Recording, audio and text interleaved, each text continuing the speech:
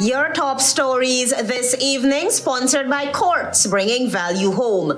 Guyana government condemns unilateral bombing of Qatar by Israel. Elections 2025 fell short of free and fair. GHRA says win could reduce ethnic polarization. Aubrey Barker Road far from completion. EDGHILL says works ongoing, near completion. And Ministry of Health expands access to rehabilitation assistant training program after public backlash. HGP Nightly News begins now.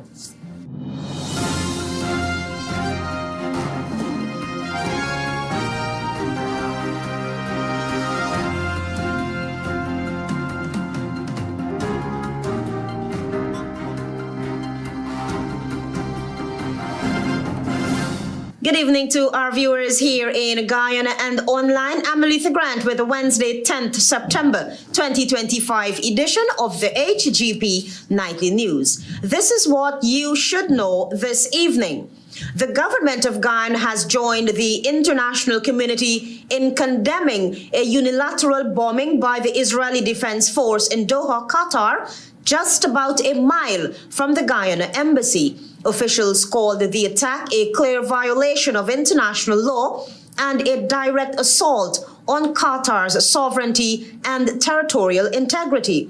Guyana says this military action does nothing to advance peace in Gaza or the broader Middle East. The government also highlighted Qatar's role as a consistent ally in fighting terrorism and in diplomatic efforts alongside the United States and Egypt to resolve the conflict.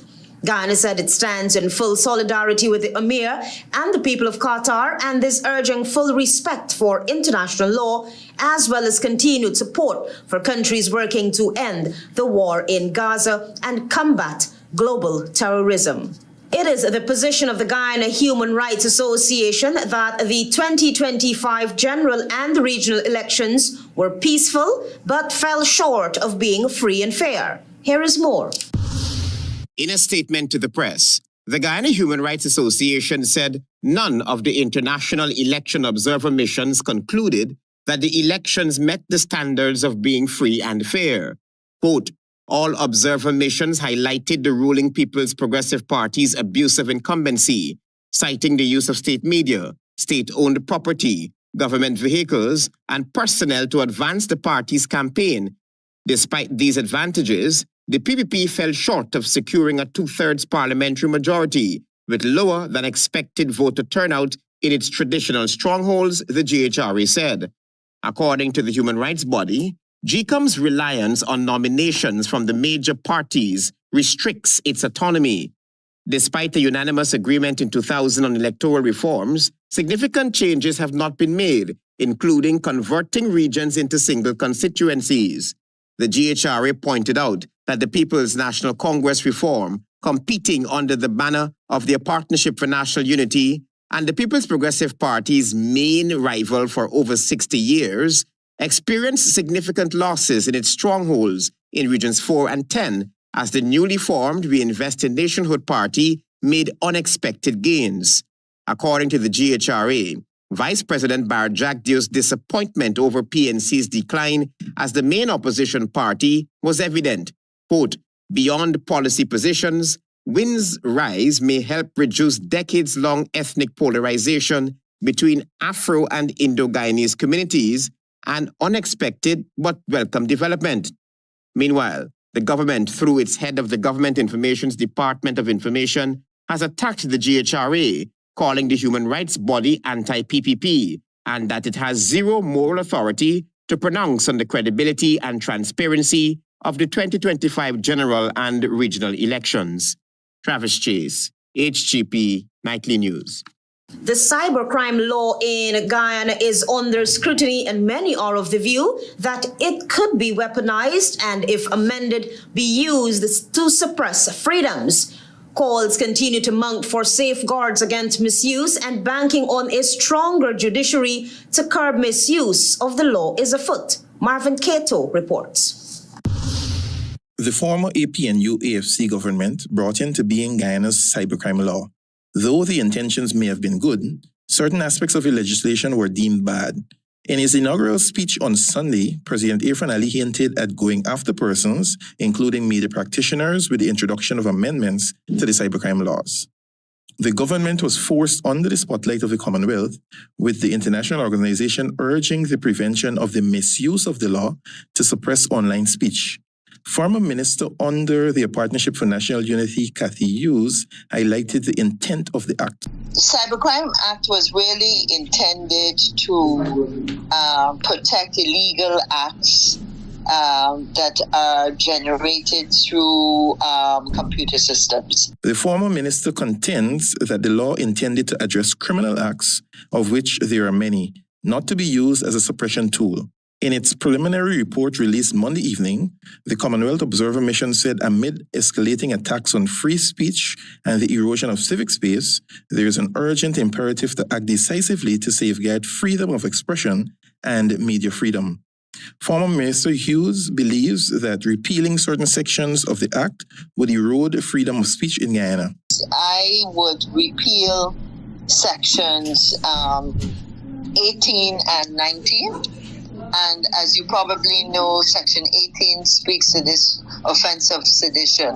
Hughes stressed that the Act in itself could be amended, since there are sections that impede on the freedom of speech. Under the Act, it reintroduced sedition and raised the penalties, of course, from 2 to 5 years. The challenge with the way it operates is that it is very subjective. Hughes hinted that what is also troubling is the fact that the Attorney General has indicated that he will update the law again in relation to social media to suppress persons' freedom to express themselves in the social sphere. The challenge is, as we've seen in recent time, it really now puts a tool in the hands of persons that want to suppress freedom of speech. Marvin Cato reporting for HGP Nightly News. Since the incumbent has consistently targeted businessman Azruddin Mohammed during the election cycle, it is intriguing to know how the People's Progressive Party and the We Invest in Nationhood will engage in a parliamentary discourse. Mohammed is slated to assume the position of leader of the opposition after his party won 16 seats in the National Assembly. Antonio Day reports. It will be interesting to see what the 13th sitting of the National Assembly will be when convened, as new faces will emerge from the parliamentary opposition, consisting of the main opposition We Invest in Nationhood WIN, a Partnership for National Unity APNU, and for Guyana, FGM. Nightly News has learned that the leading candidates for WIN at the parliamentary level, in addition to Azruddin Mohammed, are Tabitha Sarbrohali, Natasha Singh Lewis, Dawn Hastings Williams, and Vishnu Pandey, among other new faces. Though the party has remained tight-lipped on its parliamentary outfit and is committed to putting the needs of the Guyanese people first. Meanwhile, the businessman has been a primary target of the incumbent during the election cycle. It will be interesting to see what the parliamentary discourse will be, said historian and policy analyst Ronald Austin Jr. You now have an unprecedented circumstance where you have a party who has a leader who's on OFAC's sanction list. Mohammed remains under United States sanctions, and Austin reminded that the government has already indicated its unwillingness to work with the WIN leader. We now have that party in Parliament, which has serious implications for the parliamentary agenda, because I don't think the government's posture will want to pander too much to that party. Again, I don't want to question the government's motive or what the government will do. I'm just making a reasonable assertion. Barry Jagdeo, the General Secretary of the People's Progressive Party Civic, stated at a recent press conference that he's eager to collaborate with APNU, which won 12 seats in Parliament. Recently, U.S. Ambassador to Ghana, Nick Oterio, stated that the U.S. will find a way to work around Mohammed's sanctions. This means that the current sanction will not deter the businessman from making his parliamentary debut nor representation. Antonio Day reporting for the HGP Nightly News. More news ahead. Stay with us.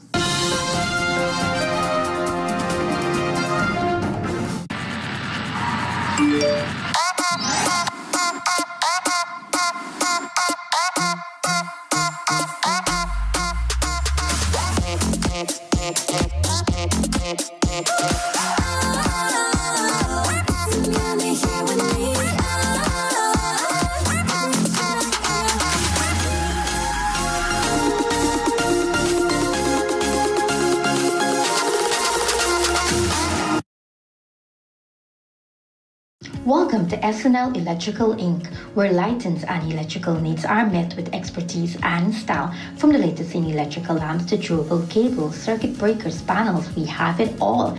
Illuminate your space with our elegant chandeliers, stunning crystal lights, and versatile pole lights. Looking to upgrade your comfort? Explore top-of-the-line AC units and our diverse selections of stylish styles. Visit us at 170-180 Thomas Street, Kitty, Georgetown. Discover a solution that not only lights up your world but transforms it. Call us on telephone number 226-3018 or 223-1634. SNL Electrical Inc. Powering your life with elegance, quality.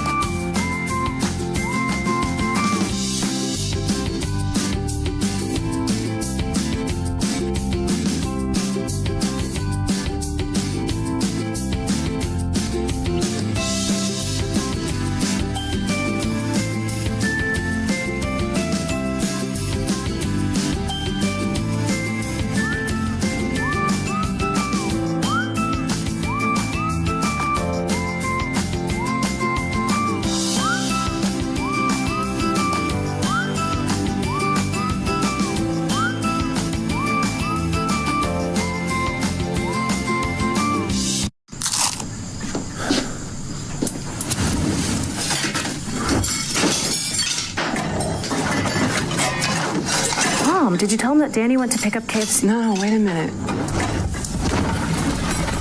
Are we really not going to tell him we already have KFC? A tasty dinner shouldn't be that complicated.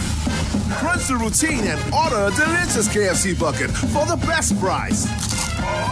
KFC, it's finger-licking good. HGRA establishment.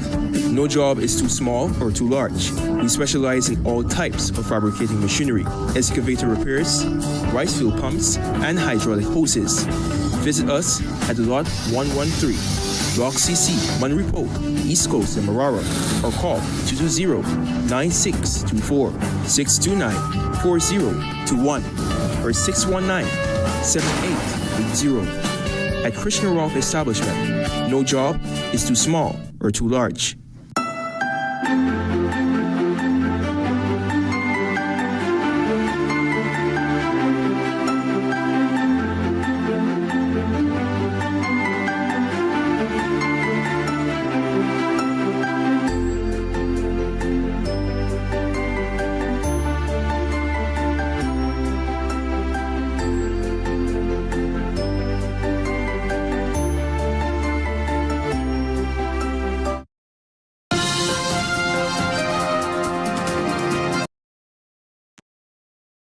HGP Nightly News. President Irfan Ali has announced that he will soon meet with Surinamese President Dr. Jennifer Gerlings-Simons to advance discussions on key bilateral projects with the Corentyne River Bridge on top of the agenda. Find out more from Tiana Cole.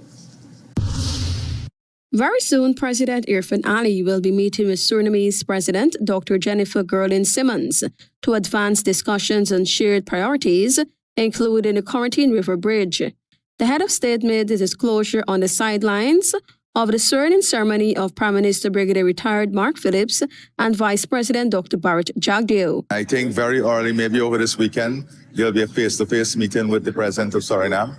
The ministries are working that out to advance these projects. The President explained that his government has been holding discussions with the Surinamese minister on a number of ongoing programs, including the bridge and the long-standing issue faced by fisherfolk. Key discussions surrounding the Corentyne River Bridge remain a priority. That is part of what we're discussing, the financing mechanism, how it will be structured, and those kind of things. That is what has to be finalized. The head of state further emphasized that the upcoming meeting will help clarify and settle what Surinamese priorities are at this time. This is indeed a priority that we have not heard any changes on. The Guyana-Suriname Bridge, once completed, is expected to serve as a major link fostering stronger ties among South America and the Caribbean nations. It is projected to boost trade, enhance connectivity, and open up untapped opportunities in tourism. The bridge, which will span approximately 3.1 kilometers, will connect Mullisin Creek in Guyana to South Drain in Suriname, with a landing point on Long Island in the Corentyne River. Plans are also in motion to transform Long Island into a vibrant commercial hub and tourist destination. The envisioned duty-free zone will feature significant infrastructural developments, including hotels, recreational parks, shopping malls, farmers market, and a variety of entertainment facilities. Tiana Cole reporting for the HGP Nightly News. Major sections of the Aubrey Barker Road project is yet to be completed, and a former member of parliament has chided the government for failing to complete this capital project in a timely manner. Antonio Day is on that story. David Patterson, former Minister of Public Infrastructure, during a recent exclusive interview with Nightly News, criticized the incumbent regarding the protracted Aubrey Barker Road project. This government has never completed a major infrastructure project to the satisfaction of the people, never. Large sections of the Aubrey Barker Road remain incomplete. Nightly News did its own investigation and observed that certain sections of the road remains covered in loam and crush and run aggregate.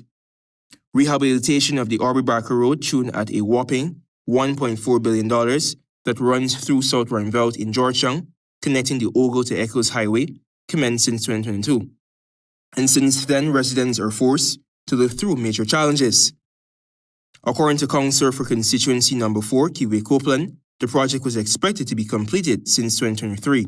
He acknowledged that while himself and residents do not oppose development, the protracted project is very inconveniencing for motorists and residents. We've had so many issues whereby we have deterioration of roads while this contract is happening. Trucks are going in and out, going into the new Cummins Park scheme that they're building at the back of South and also the back of Sophia. And the maintenance of that road while these trucks are going through, that was the issue. There are also sections of South Rhine-Belt where roads were not done to acceptable standards, Copeland noted. While the Ministry of Public Works does this project of the expansion of Aubrey Barker Road, that there will be small streets within Aubrey Barker that will be done. What we've seen some being done, very substandardly as well. They've made good streets, or broad streets, into narrow streets, concrete. We call it concrete strips, actually. And in some streets, you can't even drive off into your driveway. Meanwhile, Minister with responsibility for Public Works, EDGHILL, told Nightly News on Wednesday that the project is ongoing and nearing completion. Residents in the area in late 2024 protested the state of the Aubrey Barker Road because of its deplorable condition, with the Guyana Fire Service forced to respond after debris was lit on the road. Deputy Police Commander of Region 4, Michael Kingston, was forced to negotiate with the residents and pleaded with them to disperse after assuring them that the relevant authorities would intervene. Antonio Day reporting for the HGP Nightly News. Guyana has joined the world in observing World Suicide Prevention Day, highlighting ongoing efforts to address mental health and prevent suicide across the country. Here again is Tiana Cole. Guyana joined the global community in observing World Suicide Prevention Day under the theme Changing the Narrative on Suicide. The Ministry of Health said this year's theme challenges governments, institutions, families, and individuals to rethink how they speak about, respond to, and address suicide in their communities. Officials noted that transformation in Guyana is already underway through legislative reforms, inclusive governance, and community-centered initiatives aimed at tackling one of the country's most persistent public health concerns. A key milestone came in November 2022 with the passage of the Suicide Prevention Act, which decriminalized attempted suicide. The ministry described this move as a compassionate and long overdue step that reduced stigma, encouraged help seeking, and aligned Guyana with international commitments, including the 2023 Bridgetown Declaration on Non-Communicable Diseases and Mental Health.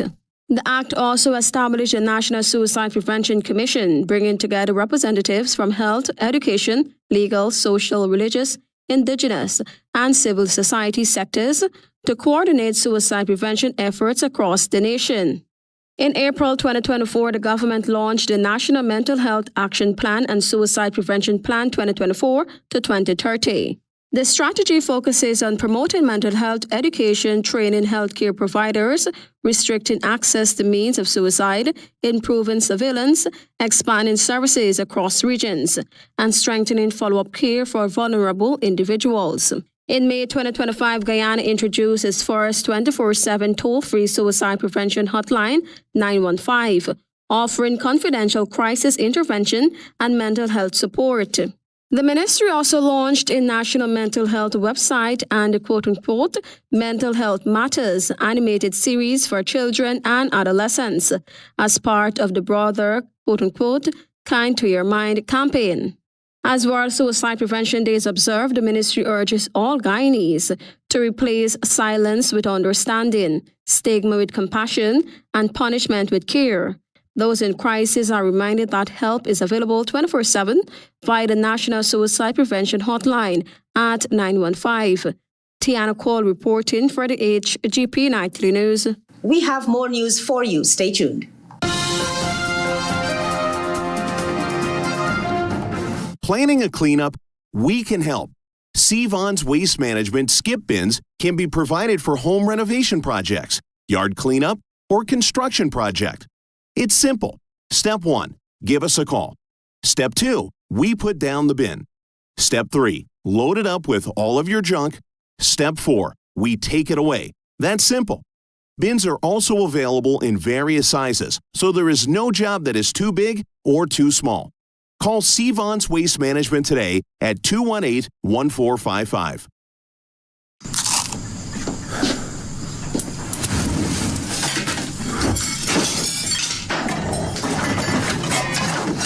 Mom, did you tell him that Danny went to pick up KFC? No, wait a minute. Are we really not going to tell him we already have KFC? A tasty dinner shouldn't be that complicated. Crunch the routine and order a delicious KFC bucket for the best price.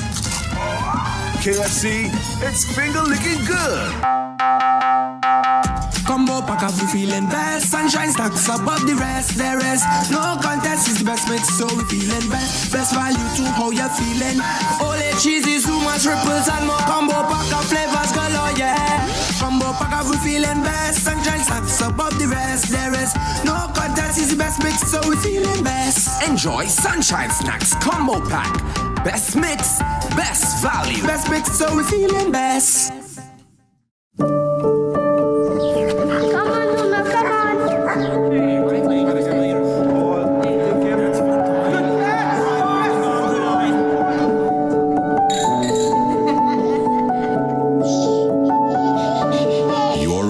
So much more than just 4 walls, floors, and ceilings. It's a lifetime of great memories and stories. Come talk to us and start your journey home today. Republic Bank, we're the one for you.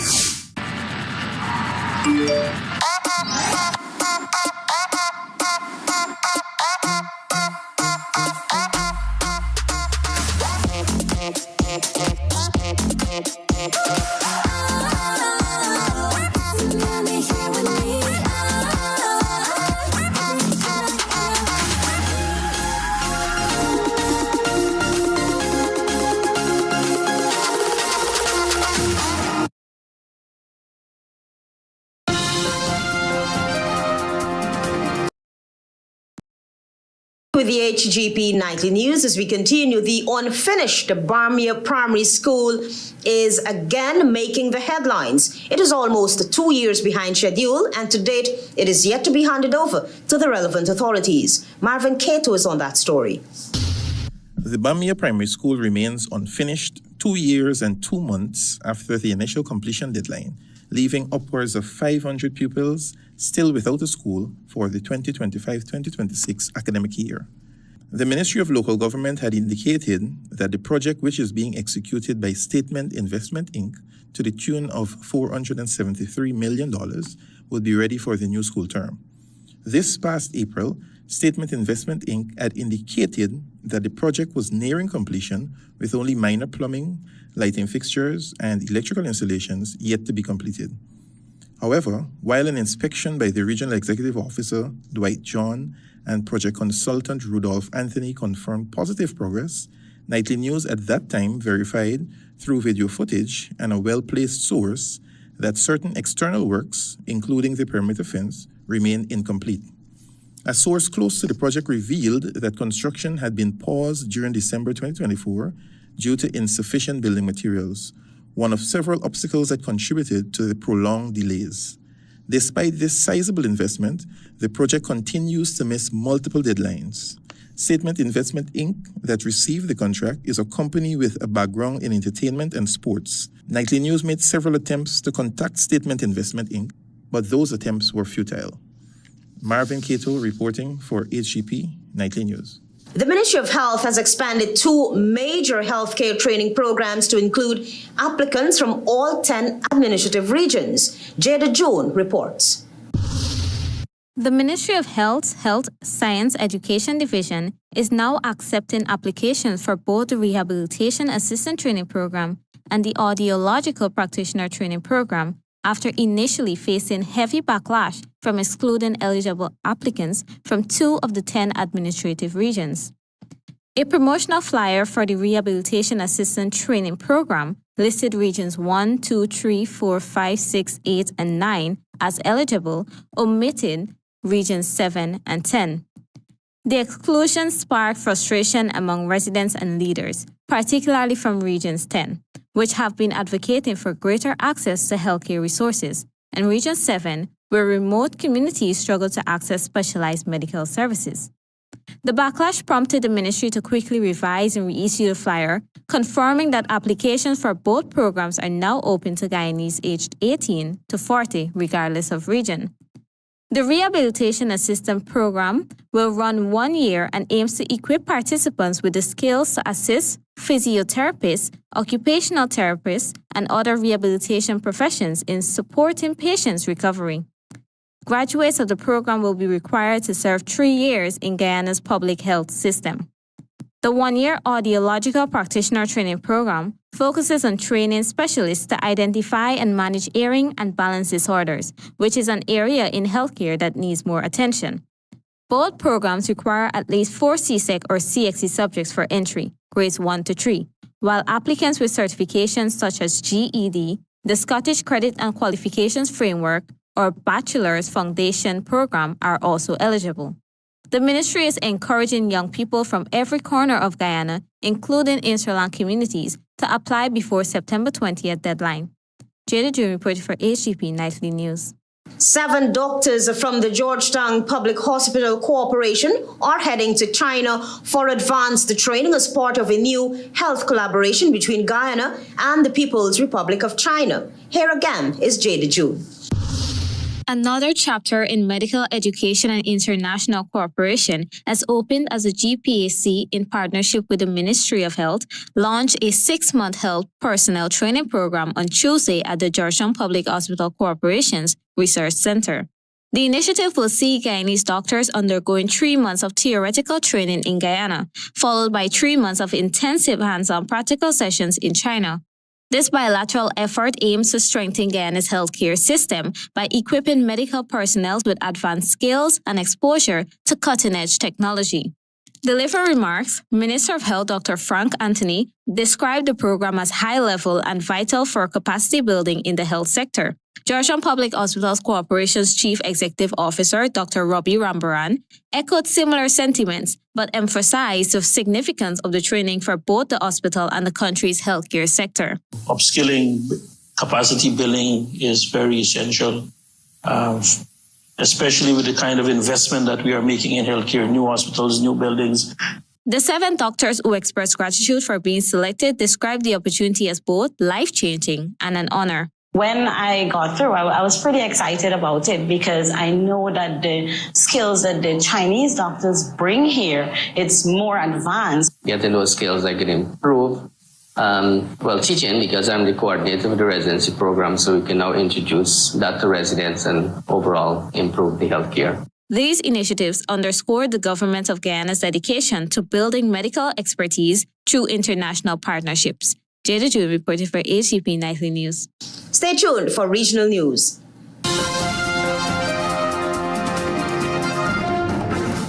Live the island dream. It's your chance to be one of over 100 winners in the Island Dream promotion.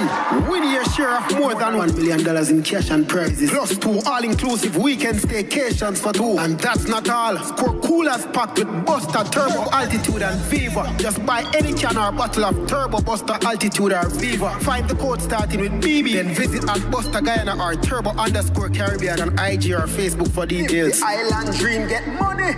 Live the island dream. It's CPR, it's CPR time. CPR we're on. Man, girl and boy, feel the CPR joy from every nation. In the Caribbean, larger than life. We're building legends in this Caribbean nation. We're all in. It's CPR time. We're all in. Republic Bank, title sponsor and official bank of the Republic Bank Caribbean Premier League. The One Guyana floating production, storage, and offloading vessel has achieved first oil, marking another historic moment for our nation. With the Yellowtail project now in operation, production will eventually increase by 250,000 barrels per day, taking Guyana's national output capacity to over 900,000 barrels daily, the highest per capita in the world. This milestone means much more opportunities for Guyanese, from jobs in transport, engineering, and construction to new contracts for local businesses.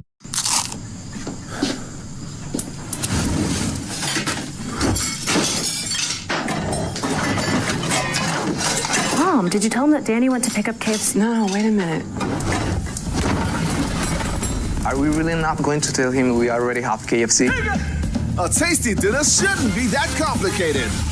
Crunch the routine and order a delicious KFC bucket for the best price.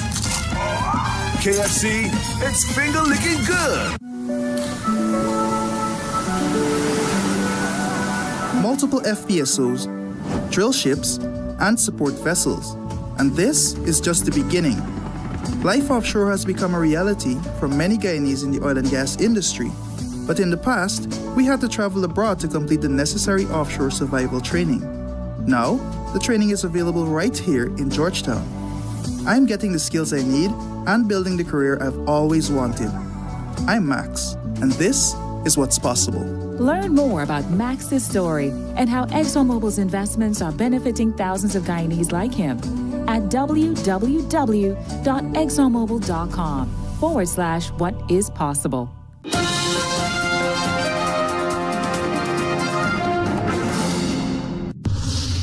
Good evening and welcome to Wednesday's edition of the Regional News.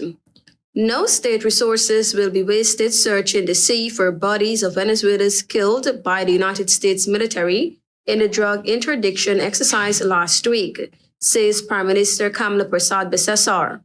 The Prime Minister stressed that Trinidad and Tobago's duty ends with recovering any carcasses that wash ashore. She was responding to a call by Colombian President Gustavo Petro on the government of Trinidad and Tobago to search for the remains of the 11 men killed in a lethal strike by the U.S. military on a vessel allegedly carrying drugs into the southern Caribbean. Police have yet to identify the 2 bodies which washed ashore over the weekend. Persad-Bissessar said she plans to have face-to-face meetings with U.S. officials while in New York later this month. The Prime Minister will be making her first official trip to attend the United Nations General Assembly in New York, which take place from September 23 to 29.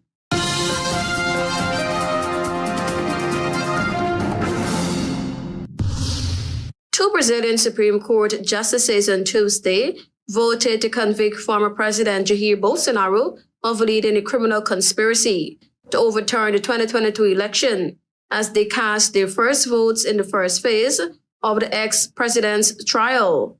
The 5-judge panel is now 1 vote away from a majority convicting Bolsonaro of orchestrating an attempted coup to remain in power after his 2022 electoral defeat to leftist president Luiz Inácio Lula da Silva.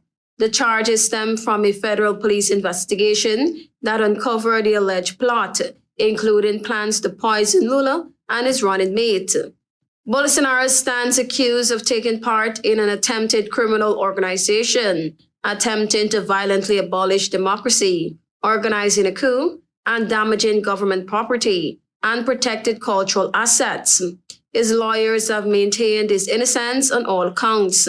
The charges are tied to Bolsonaro's alleged incitement of riots in January 2023, when thousands of his supporters stormed and ransacked the Congress, Presidential Palace, and Supreme Court in Brasilia, the capital.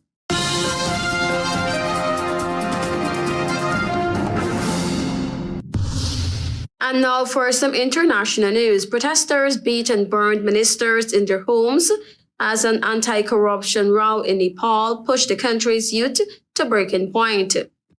The government blocked access to several social media platforms last week over misuse, including false accounts used to spread fake news, hate speech, and to commit fraud. The uprising and subsequent crackdown, which left 19 dead and 500 injured on Monday, after police opened fire on a crowd, forced Nepal's communist prime minister, KP Sharma Oli, to resign the next day. The social media ban was also lifted on Tuesday, but the protest continued. Fueled by rage over the deaths, protesters stormed government buildings, attacked ministers in the street, and set fire to the prime minister's house. Thank you for watching. I am Tiana Cole.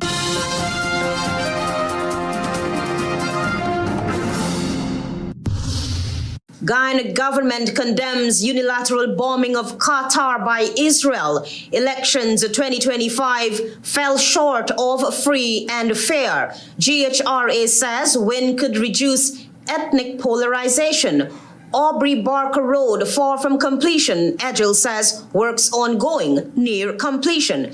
And Ministry of Health expands access to rehabilitation assistance training program after public backlash. Those are our major headlines. For these stories and more, please go to our website. It's www.hgptv.com. I'm ALETHEA Grant. Thanks for watching.